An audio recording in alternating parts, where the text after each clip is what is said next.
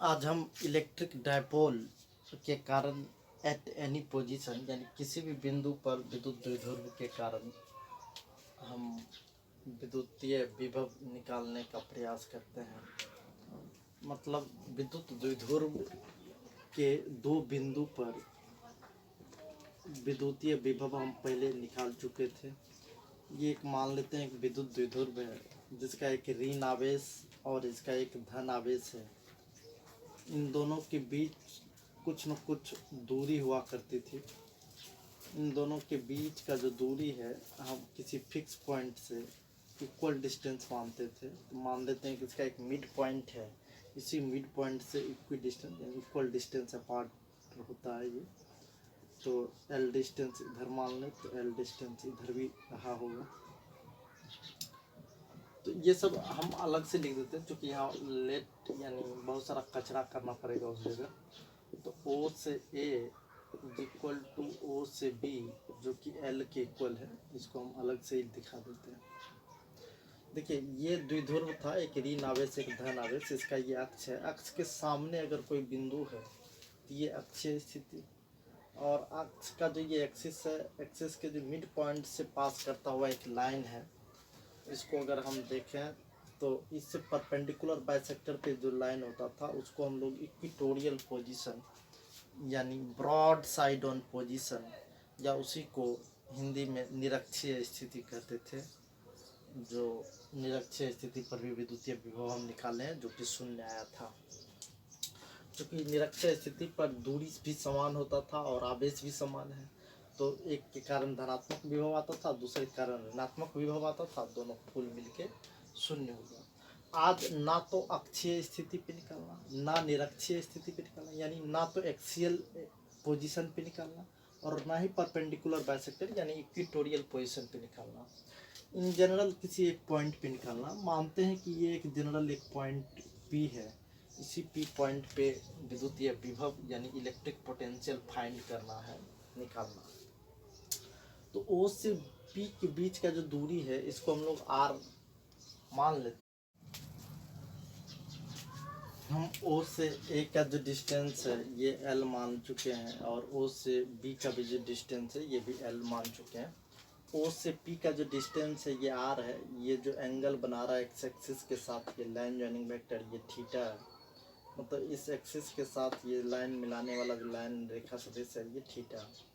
तो देखो इस पूरे द्विध्रुव के कारण इस पॉइंट पे विद्युतीय विभव निकालना है। तो विभव निकालने के लिए सबसे पहले इस आवेश का परिमाण मतलब मालूम होना चाहिए। तो आवेश का परिमाण तो स्पष्ट दिख रहा है, लेकिन इस आवेश से बिंदु P के बीच का दूरी भी चाहिए, जो दूरी अभी स्पष्ट रूप से दिख भी नहीं रहा कि कितना होगा। तो इस धन आवेश से P बिंदु की दूरी और ऋण आवेश से P बिंदु के बीच की दूरी को अगर हम लोग निकाल लें तो विभव निकालना इसका बिल्कुल आसान हो जाएगा। तो देखिए, तो हम लोग करते क्या है, B से P को मिलाते हैं और A से भी P को मिलाते हैं। A से क्या करते हैं, P को मिलाते हैं। तो ये A से P और B से P जो हमने मिलाया है, ये लेंथ कितना होगा, ये लेंथ हम लोग कैलकुलेट अगर कर लें कि B से P का डिस्टेंस है, क्योंकि आपको पता है विभव जिस किसी भी आवेश कारण निकालना होता था उस आवेश का परिमाण और उस आवेश कारण जिस बिंदु पे निकालना, दोनों बिंदु के बीच की दूरी से क्या करना पड़ता है, डिवाइड करना पड़ता है। ये दूरी मालूम हो तब तो हम लोग आगे का कैलकुलेशन कर सकते हैं। तो इस दूरी को निकालने के लिए हम क्या करेंगे, तो ऑब्वियस है एंगल BOP, गौर से देखेंगे ये BOP ये थीटा है, इसको हम थीटा मानेंगे। दूसरी बात, हमको विद्युत द्विध्रुव के कारण किसी भी बिंदु पर विभव निकालना, मतलब electric potential at any position due to electric dipole. इस इलेक्ट्रिक डायपोल के कारण किसी भी बिंदु पे यानी जनरल पॉइंट पे, ये पॉइंट थोड़ा सा आगे या थोड़ा सा पीछे भी हो सकता है, या हो सकता है एंगल में भी चेंज वेंज आवे, ये थीटा थोड़ा सा आगे या थोड़ा सा पीछे चला जाए, या ये डिस्टेंस भी थोड़ा सा और आगे या थोड़ा सा पीछे। मतलब यहाँ थीटा और आर दोनों वेरिएबल हो सकता है, मतलब थीटा का भी वैल्यू बदल सकता है और आर का भी वैल्यू बदल सकता है, क्योंकि ये जनरल पॉइंट कहीं भी आगे पीछे हो सकता है। तो जिस पॉइंट पे कहेगा उस पॉइंट को इसके मिड पॉइंट से मिलाएंगे और दोनों के बीच के डिस्टेंस को आर मान लेंगे, जो भी एंगल बनेगा उस एंगल को हम थीटा मान लेंगे। तो चलिए, ये पॉइंट भी कहीं भी शिफ्ट कर सकता है, बशर्ते हम लोग एक्सियल पोजीशन पे नहीं आएंगे और इक्वेटोरियल पोजीशन पे नहीं आएंगे, क्योंकि उस दो पॉइंट पे हम पहले भी इलेक्ट्रिक पोटेंशियल निकाल चुके हैं। अब देखिए, इसके लिए दो कंस्ट्रक्शन करना पड़ता है। तो यहाँ से एक परपेंडिकुलर लाइन ड्रॉ करते हैं। अब परपेंडिकुलर लाइन ड्रॉ करने का मेरा मकसद क्या था, कुछ नहीं, आप देखते होंगे तो ये O से P का डिस्टेंस और B से P के डिस्टेंस में दिखता होगा कि O से P का डिस्टेंस ज़्यादा बड़ा है। और देखो, O से P के डिस्टेंस को हम लोग कंसीडर किए हैं, मानते हैं कि इसके मिड पॉइंट से पॉइंट P के बीच का डिस्टेंस जो है वो R। ये परपेंडिकुलर लाइन क्यों ड्रॉ की, क्योंकि ये लेंथ ज़्यादा दिख रहा था और ये लेंथ कम दिख रहा था। तो परपेंडिकुलर लाइन इसलिए ड्रॉ की है ताकि जितना लेंथ ज़्यादा हो वो कट जाए, कट के इसको निकाल लेंगे और यहाँ से यहाँ तक का डिस्टेंस और यहाँ से यहाँ तक का डिस्टेंस सब लगभग इक्वल दिखता होगा। तो ये जो परपेंडिकुलर लाइन ड्रॉ की है इसको हम लोग कुछ मान लेते हैं आर, ठीक है। तो देखेंगे in triangle O R B, देखो इस ओ आर बी ट्रायंगल में हम क्यों देख रहे हैं, क्योंकि ये जो यहाँ से यहाँ तक का लेंथ है ये काट के अगर हटा लें तो यहाँ से अब आगे का डिस्टेंस इक्वल दिखेगा। तो यानी इसी डिस्टेंस का हमको ज़रूरी है, ये डिस्टेंस निकल जाएगा, मतलब ये भी डिस्टेंस निकल जाएगा। तो हमको डिस्टेंस निकालने का ही लफड़ा था।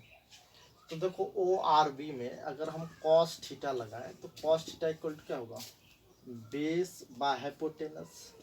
तो बेस है ओ आर, हाइपोटेनस है ओ बी, तो O R equal to O B cos theta.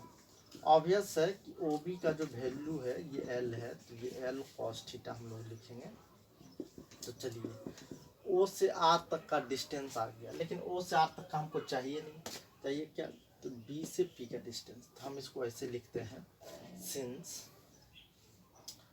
O P, ओ से पी का जो डिस्टेंस है ये O R plus R P लिखा जा सकता है। तो R P is equal to O P minus O R, R P is equal to O P minus O R. अब आगे हम क्या करेंगे, ये आर पी कितना हम बगल में लिख दें, since R P is equal to B P. देखो जो परपेंडिकुलर लाइन ड्रॉ किए थे तो यहाँ से यहाँ तक का जो डिस्टेंस है और यहाँ से यहाँ तक का जो डिस्टेंस है वो बराबर दिख रहा होगा। तो आर पी के बराबर हम लोग बी पी लिख सकते हैं। यहाँ बी पी इक्वल टू लिखते हैं ये O P minus O R. तो ओ से पी का डिस्टेंस क्या है, तो ओ से पी का जो डिस्टेंस है ये आर, और ओ से आर का डिस्टेंस क्या है, तो ओ से आर का जो डिस्टेंस है ये एल कॉस थीटा, ये एल कॉस थीटा। ये R minus L cos theta, ये B P is equal to, तो बी पी इक्वल टू कितना होगा, R minus L cos theta. तो चलो ये डिस्टेंस आ गया। सेम इसी तरीके से हम लोग ए पी का भी डिस्टेंस निकालेंगे। तो देखो ऑब्वियस है ओ पी का डिस्टेंस यहाँ कम पड़ जाता है, ए पी का डिस्टेंस ज़्यादा पड़ जाता है। इसी के लिए इसी लाइन को हम थोड़ा सा और आगे बढ़ाते हैं। और देखो ये अगर थीटा है ये भी वर्टिकली अपोजिट एंगल की वजह से थीटा ही होगा। वर्टिकली अपोजिट एंगल, हिंदी में इसको सम्मुख कोण कहते हैं। तो चलो ये यहाँ से एक परपेंडिकुलर लाइन ड्रॉ करो। यहाँ परपेंडिकुलर लाइन फिर से वही इसीलिए ड्रॉ किए, ये पॉइंट आर हमने माना था, इस पॉइंट को एस मान लेते हैं। तो परपेंडिकुलर लाइन ड्रॉ करने का मकसद यही था कि ये जितना लेंथ छोटा था ना, अब देखो यहाँ से वहाँ तक का डिस्टेंस और वहाँ से यहाँ तक का डिस्टेंस बराबर दिखता होगा। तो हम पुनः पहले ये जितना लेंथ ऐड करना पड़ा एपी के इक्विवेलेंट लाने के लिए, वो लेंथ बढ़ा हुआ लेंथ हम निकालेंगे। इन ट्रायंगल ओ एस ए, ये परपेंडिकुलर बनाएगा तो 90 डिग्री का सिंबल हम देते हैं। इन ट्रायंगल ओ एस ए पुनः कॉस थीटा लगाएंगे। तो cos theta equal to base by hypotenuse, तो बेस है ओ एस और हाइपोटेनस है ओ ए। तो O S equal to O A cos theta. अब देखो O S equal to O A cos theta, तो ओ से ए के डिस्टेंस को हम कहते कितना है, वापस आएगी ये तो एल है। तो एस इक्वल टू ये L cos theta, L cos theta. अब पुनः अगर हम टोटल लेंथ देखें तो एस पी, ये एस से पी का डिस्टेंस कितना होगा, तो एस से पी का जो डिस्टेंस है ये S O plus O P होगा, S O plus O P. तो देखिए एस पी किसके इक्विवेलेंट है, एस से पी का लेंथ ए से पी के लेंथ के इक्वल है। तो एस से पी का लेंथ ए से पी के लेंथ के इक्वल है, तो हम इसको ए से पी के इक्विवेलेंट कर लेते हैं। A P is equal to O P plus S O. इसको थोड़ा सा उल्टा करके हम लिख दिए, क्योंकि एस पी ए पी के इक्विवेलेंट दिख रहा। देखो ए से पी का डिस्टेंस एस से पी के डिस्टेंस के बराबर था। तो ए पी का डिस्टेंस कितना, ये ओ पी, तो ओ से पी का डिस्टेंस आर है, और ओ से एस का डिस्टेंस हम यहाँ निकाले हैं, ओ से एस का डिस्टेंस एल कॉस थीटा। ये कितना हो गया, एल कॉस थीटा। तो A P is equal to हो गया R plus L cos theta. ये कितना था, R minus L cos theta. अब हम दोनों डिस्टेंस को निकाल लिए हैं, मतलब इस चार्ज से पॉइंट पी का डिस्टेंस और इस चार्ज से पॉइंट पी का डिस्टेंस आ गया।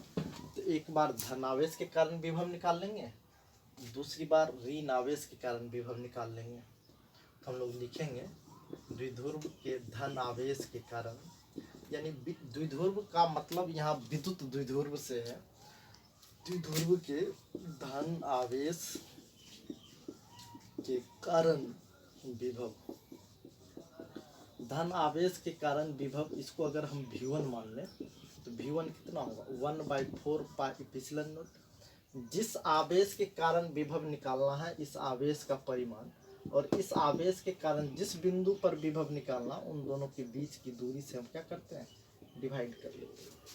सेम तरीके से, मतलब अगर अंग्रेजी में लिखना चाहें तो electric potential at point P due to positive charge of electric dipole, मतलब इलेक्ट्रिक डायपोल के पॉजिटिव चार्ज की वजह से हम लोग P पॉइंट पे इलेक्ट्रिक पोटेंशियल फाइंड किए।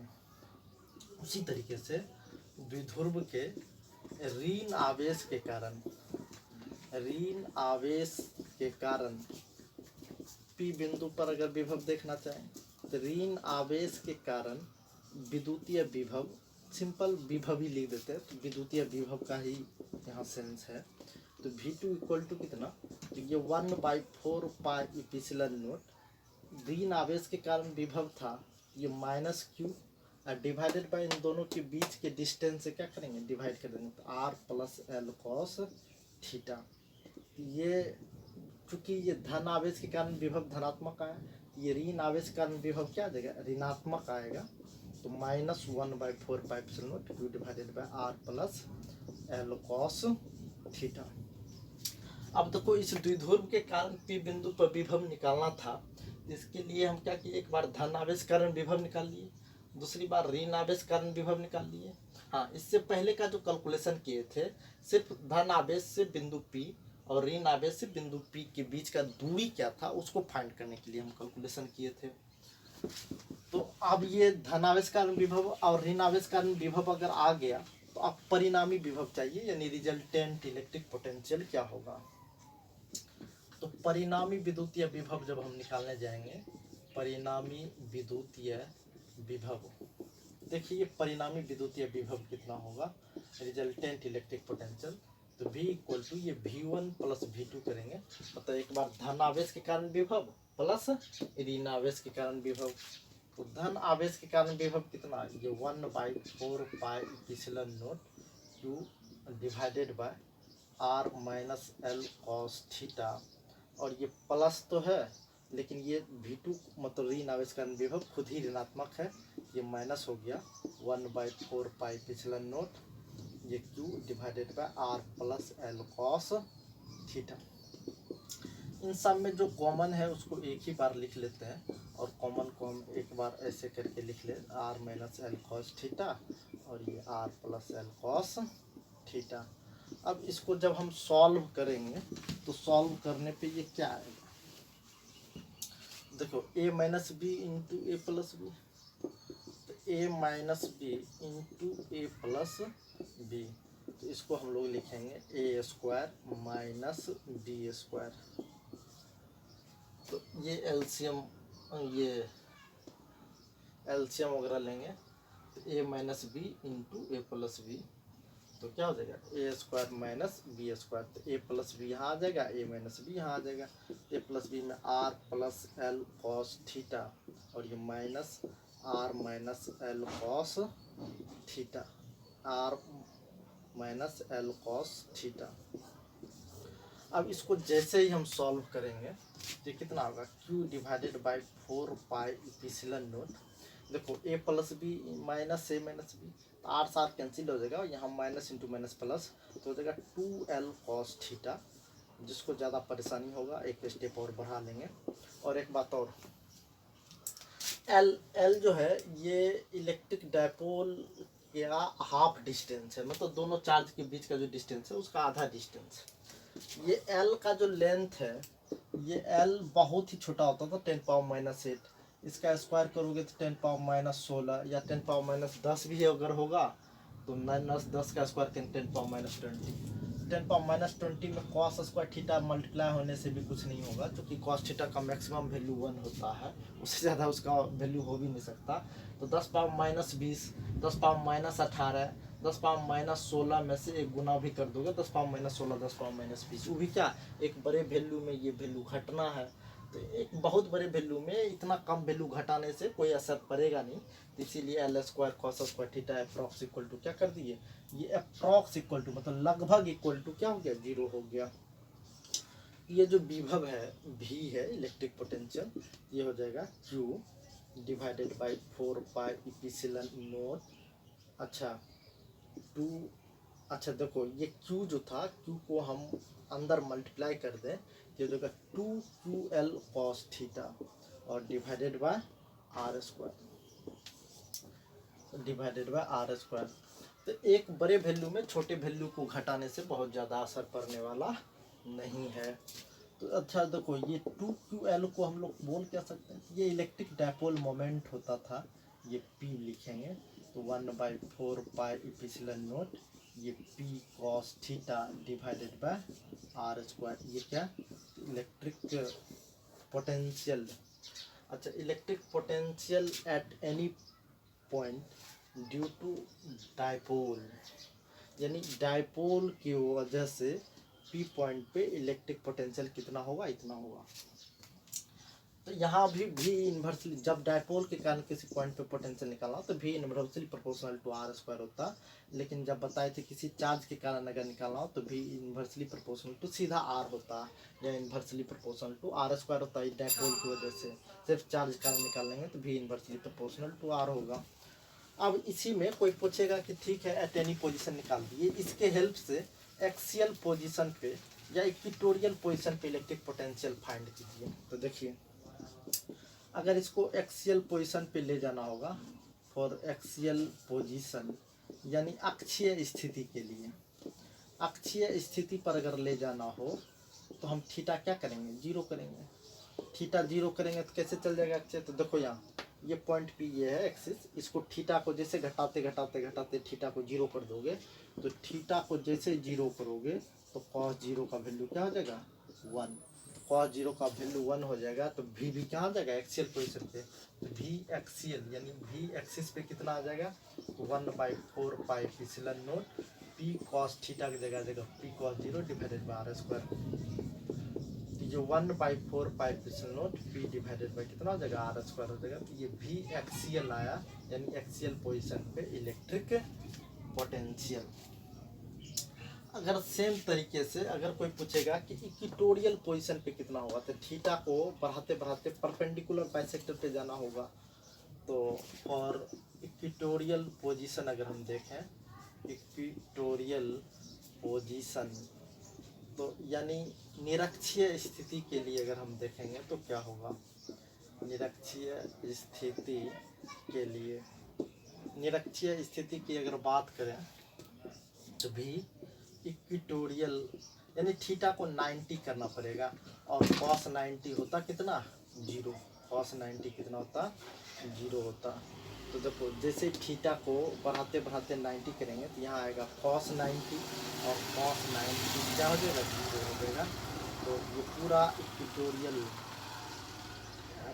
TORIAL इक्विटोरियल पोजीशन पे जो होगा ये इलेक्ट्रिक पोटेंशियल क्या हो जाएगा, 0 हो जाएगा। मतलब पहले कहेगा एट एनी पोजीशन पे इलेक्ट्रिक पोटेंशियल निकालने, यहाँ तक निकाल दिया। तो कई बार बोलता है कि इसी के हेल्प से एक्सियल पोजीशन और इक्विटोरियल पोजीशन, इसके हेल्प से तो थीटा 0 करोगे तो एक्सियल पोजीशन पे आएगा, थीटा को 90 करोगे तो इक्विटोरियल पोजीशन पे आएगा। तो आज मेरा ये टॉपिक कंप्लीट कर दिया गया, तो आज भर हम इतने छोड़ेंगे। इस डायपोल की वजह से एक बार हम एक्सियल पोजीशन पे पुनः इलेक्ट्रिक फील्ड इंटेंसिटी और एट इक्विटोरियल पोजीशन पे भी इलेक्ट्रिक फील्ड इंटेंसिटी कैलकुलेट करेंगे, और इसी डायपोल की वजह से एट एनी पोजीशन पे भी इलेक्ट्रिक फील्ड इंटेंसिटी कैलकुलेट करेंगे, जो कि अगले वीडियो में हम मिलेंगे।